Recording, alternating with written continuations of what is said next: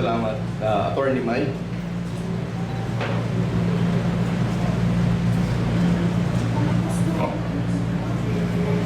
Sa ating mga kasama sa serbisyo publiko, si Ernesto Victorino, City Administrator ng Lungsod ng Mandaluyong,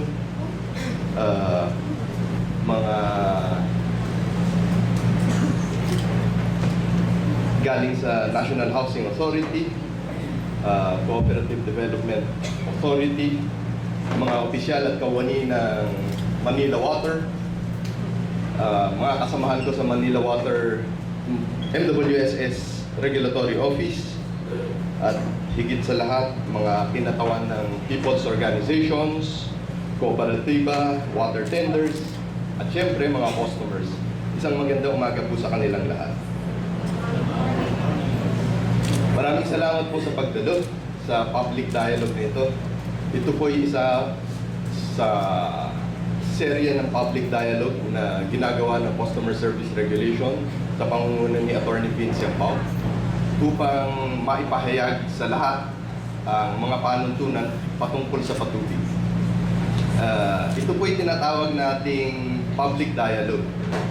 At sa isang public dialogue, inaasahan po natin na tayo mag-uusap. Sa isang makabuluhang pag-uusap, merong magsasalita, merong makikinig.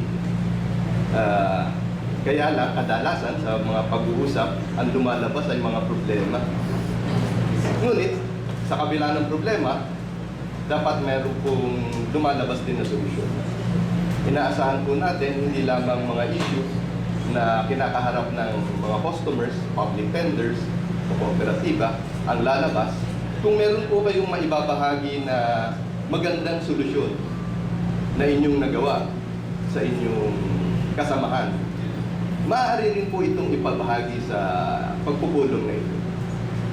Sana po'y maging aktibo ang lahat sa pag-uusap na ito at uuwi tayo na may baon na solusyon sa ating mga issue.